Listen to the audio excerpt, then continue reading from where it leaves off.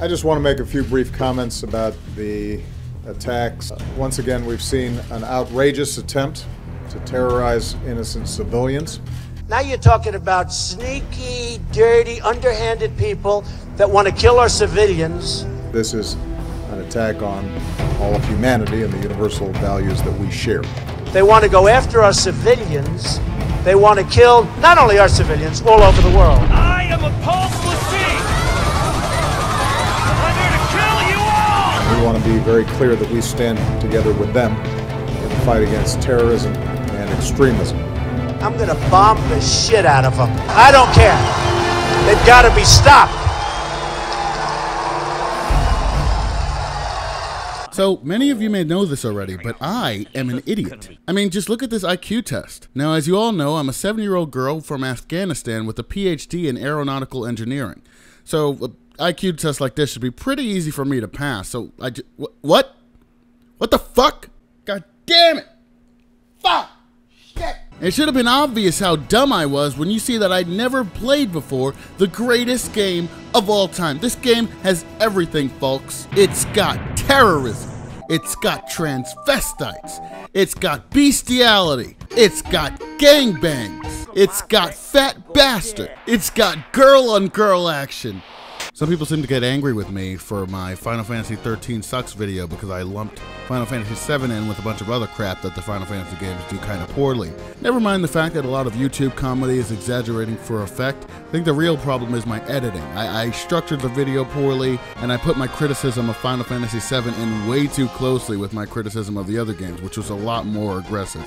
I had 3 main points. Point number 1, the comical art style of Final Fantasy 9 lent it to a more jovial tone, whereas the comical moments of Final Fantasy 13 or 7 just come across as fucking awkward sometimes. Point number 2 is that the heroes start off by literally bombing an energy plant, which makes them kinda hard to like in the beginning. Point number 3 was that the cinematography of the opening was quite awkward and added little to the narrative. But on this point, I will concede defeat. I was actually, factually, objectively wrong about this. The looking at space intro is actually of symbolic importance to a later portion of the narrative. Although I think the point still stands that the whole looking at space thing goes on for way too fucking long. I mean, look at this shit. I'm still here. I'm still here. I'm waiting. You're gonna see this whole thing. You're gonna watch this whole thing with me. I'm not going anywhere until it's over. Until we reach the final frame where you actually see Aeris's face start to fade in. Nope, this is just the whole intro.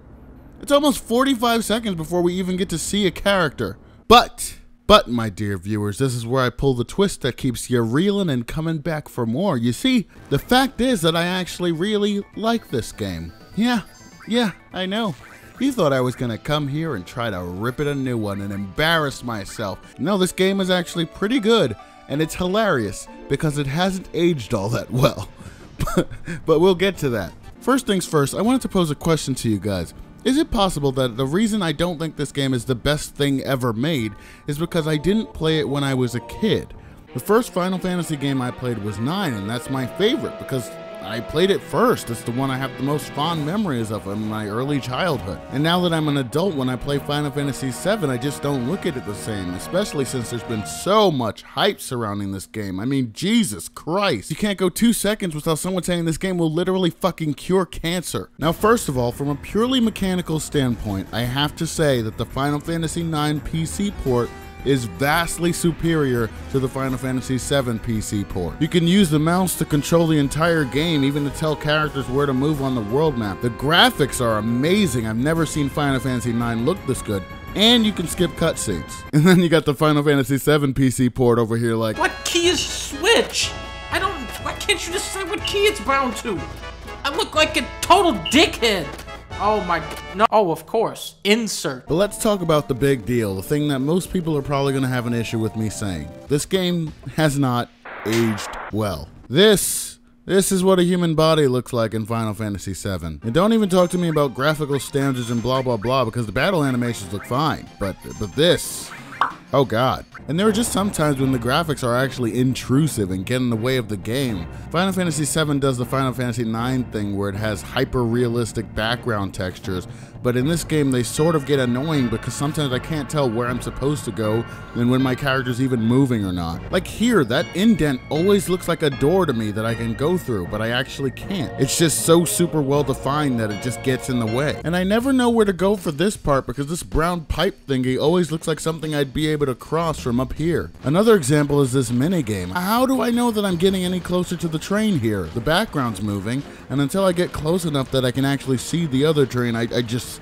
have to assume I'm actually making some progress. My first time playing this minigame, I had no idea what the hell was going on. And speaking of the minigames, let's talk about the minigame. Featuring the motorcycle minigame, the squatting minigame, the CPR minigame, Chocobo racing, bitch, I was in first. dolphin jumping, whatever you call this, and snowboarding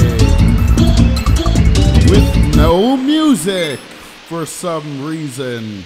No, but seriously, why is there no is this a glitch? Then there are the moments where the game is trying to be really serious but just comes across as really hilarious. Never stop me now, bitches! Who was that? What? Why did he shoot that guy? No one even cares. Don't worry, Cloud. I'll save you. I'll get us out of here. Oh no, we're going down.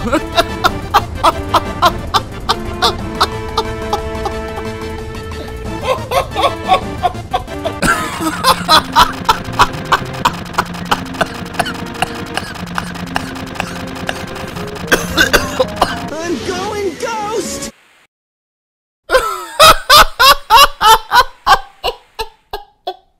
But you know what? Now that I think about all the goofiness in this game, I think that's one of its biggest strengths. It's such a refreshing thing coming from Final Fantasy XIII to see characters who aren't taking themselves so seriously. I think that's what I love the most about Final Fantasy XV. All the serious shit starts happening and then you can still go fishing and still go for long road trips and go out hunting and stuff. And it's not so much of a big deal that the characters forget that they're human and can have fun, even despite all the crazy shit. Because that's what humans do when they don't know how to deal with hardship. They go out and do what they normally do and just enjoy themselves. A good example of this is in Inception when they're in the middle of their hardest mission ever and Joseph Gordon-Levitt decides this is the best time to try to score. Quick, give me a kiss.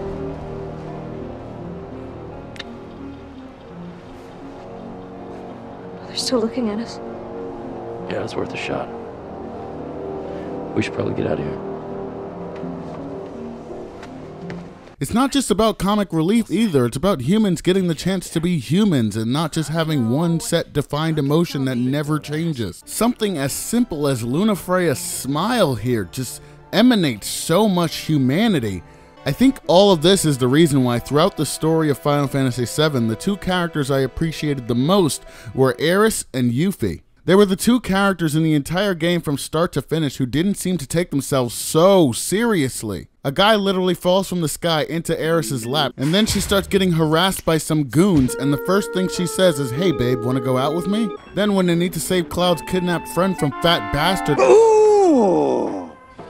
Frisky are we? Give it up! they get turned away and Aeris is all like, "Hey, I know you've defeated soldiers and giant fucking robots, but instead of kicking this guy's ass, why don't you just dress up like a woman?" Duh. Then you go around the whole neighborhood collecting women's clothing and Aeris the whole time just seems like she's enjoying the fuck out of it. Okay. Even after Aeris dies, spoiler alert, she still seems like she doesn't give a fuck. And then there's Yuffie, my girl. The whole reason she joins you in the first place is so she can steal your materia. Then she steals it and you end up on a wild goose chase around her hometown. Then she gets kidnapped by Fat Bastard. Ooh! And that's not even the best one. There's this mission where Yuffie has to go back to her family after she's been exiled to prove that she can take over after her father. So you fight all these guys in Yuffie's family, and then Yuffie finally defeats her father in this big climactic battle. And then after all that, Yuffie turns to her dad and she's like, hey, Hey, Dad, we're gonna steal the fuck out of all that materia, am I right? Hell yeah, my nigga. And none of this is to say that the game can't be serious. In fact, there are two serious moments that I actually really liked a lot. One is when Barrett's fighting this dude from his past who's the actual father of the girl he's been taking care of. It felt like a really strong moment of regret and redemption for him. And then the other time is something that I wish Final Fantasy XIII had done so much throughout the course of that story. It's when Cait Sith calls out Barrett for his complete hypocrisy and actually makes him address the consequences of his actions. You know what? I've been listening to say this to you for a while now. This is what I imagine Cait Sith sounds like. When you blow up the Sector 1 reactor, how many people do you think died? If that was for the life of the planet, you gotta like a few casualties. A few? What do you mean a few? It may be bad to you. It may do everything for everyone else. Protect the planet you had sure sounds good, but no one go against you so you think you do whatever you want. If only the characters in Final Fantasy XIII showed even a modicum of self-reflection that they do in this game, that would have been great. Instead, it's just brooding and whining about their problems constantly. And you know who's the worst culprit of this in Final Fantasy VII? Fucking Tifa. Throughout the entire game, she's just always talking about her problems. I literally just started blocking her out after a while. Every time she speaks, it's like the game's just drowning me in emo.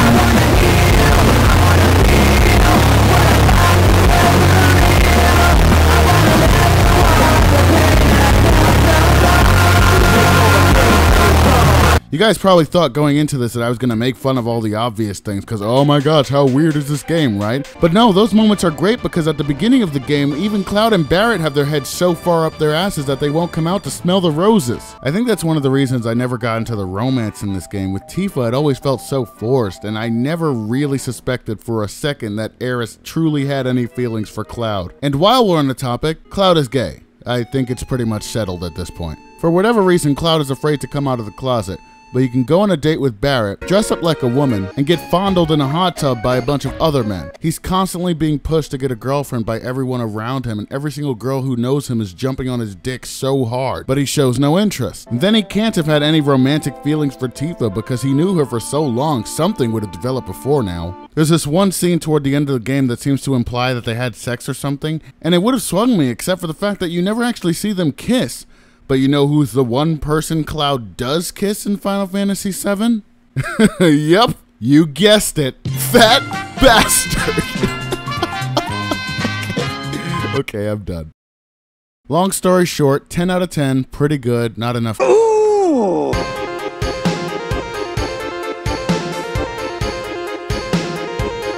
You're right. It sounds cool saying save the planet, but I was the one who blew up that Mako reactor. Looking back on it now, I can see that wasn't the right way to do things. I like to move it, move it. I like to move it, move it. I like to move it, move it. You like to move it. All girls all over the world. Original King Julian, what the girl, man. I love my old girl. Physically fit, physically fit, physically fit, woman. Physically fit, physically fit, physically fit, woman. I like to move it, move it. I like to move it, move it.